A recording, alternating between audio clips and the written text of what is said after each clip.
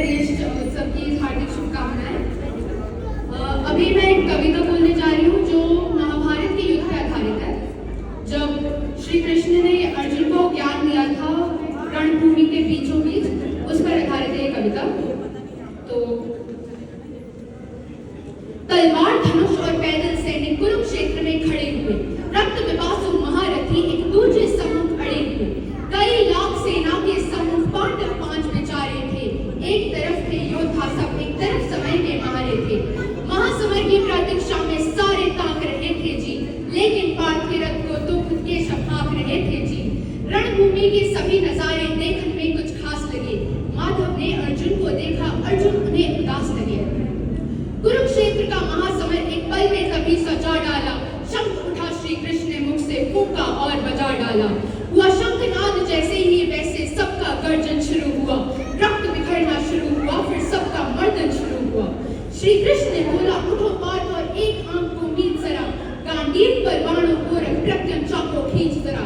आज दिखा दे रणभूमि में योद्धा की तासीर यहाँ। इस धरती पर कोई नहीं है अर्जुन जैसा वीर यहाँ।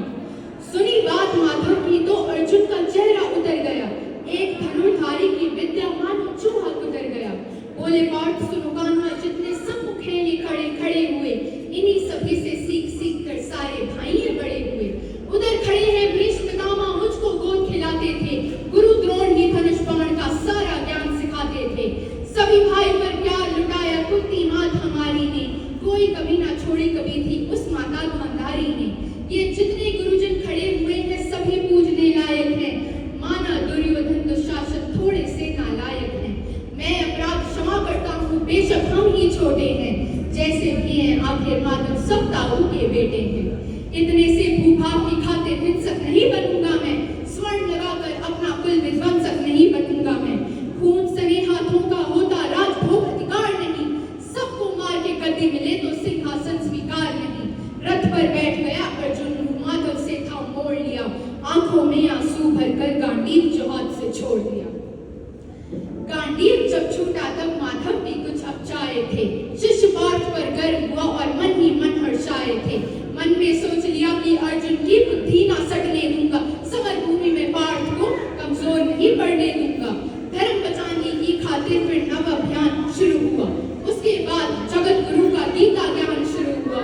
एक नजर में रणभूमि से कड़कड़ डोल गए माधव। टकटकी बांध के देखा अर्जुन, एकदम बोल गए माधव। हे पार्थ, मुझे पहले बतलाते, मैं संवाद नहीं करता। तुम सारे भाइयों की खातिर कोई विवाद नहीं करता। पांचाली के तन पर लिपटी साड़ी खींच रहे थे वो। दोषी वो भी उतने ही हैं, चपड़ा खींच रहे थे जो। घर की इज्जत तड़प रही, कोई दो टूक नहीं बोले। पौत्र बहू को नंग देख क्यों गंगा पुत्र नहीं खोले। पौत्र बहू को नंग देख क्यों गंगा पुत्र नहीं खोले। और अर्जुन तुम कायर बनकर हो बैठे। पार्थ बड़ी बेशर्मी है। संबंध उन्हीं से निभा रहे जो लोग यहाँ पे अधर्मी हैं। धर्म के ऊपर आज यहाँ है भारी संकट खड़ा हुआ। और तेरा गांडीव पार्थ के रथ के कोने में पड़ा हुआ। धर्म के ऊपर बादल तुम छाने कैसे देते हो। कायरता के भाव को मन में आने कैसे देते हो। हे पांडु के पुत्र, धर्म का कैसा कर्ज उतारा है। शोले होने थे आंखों में पर बहती जलधारा है। धर्म अधर्म की गहराई में खुद को नाप रहा अर्जुन। अश्वधार फिर तेज हुए और थर थर कांप रहा अर्जुन। हे माधव, मुझको बतलाओ कुलनाशक कैसे बन जाऊं। रक्त सिंहासन लाशों पर मैं शासक कैसे बन जाऊं। कैसे उठेंगे घर उन पर जो घर पर अधर लगाते हैं। करने को जिनका स्वागत ये कर खुद भी जुड़ जाते हैं। इन्हीं घरों ने बाल्यकाल में सबके पैर दबाए हैं। इन्हीं घरों को पकड़ घरों में पितामह मुस्कुराए हैं। रोक चौपने बाणों की फिर इनकी ओर करूंगा मैं। माधव मुझको मृत्यु दे दो, उससे पूर्व मरूंगा मैं। बाद युद्ध के मुझे ना कुछ भी पास दिखाई देता है। माधव इस रणभूमि में बस नाश दिखाई देता है। बात बहुत ही भावुक थी पर जगत गुरु मुस्काते थे। धर्म की गीता गंगा द्वारा चक्रधारी बरसाते थे। जन्म मरण की योद्धा यहाँ पे बिल्कुल चाह नहीं करते। क्या होगा अंजाम युद्ध का ये परवाह नहीं करते। कुछ मत सोचो, बस कर्म पे ध्यान लगाओ तुम। बाद युद्ध के क्या होगा ये मत अनुमान लगाओ तुम। इस दुनिया के रक्तपात में कोई दो एहसास नहीं। निज जीवन का करे फैसला नर के बस की बात नहीं।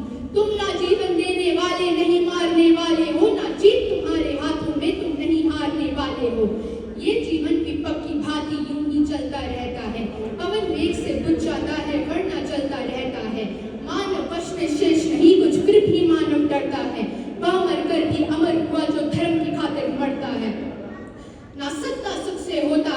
सम्मानों से होता है, जीवन का सार सफल बस बलिदानों से होता है।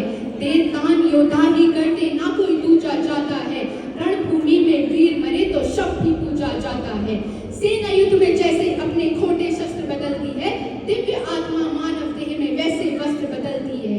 हे माधव कुछ समझ गया पर कुछ कुछ असमंजस में हूँ, इतना मैं हूँ समझ गया न स्वयं निकुंभ के वश में हूँ। ये मान और सम्मान बताओ, जीवन के अपमान बताओ, जीवन मृत्यु क्या है माधव, रण में जीवन दान बताओ।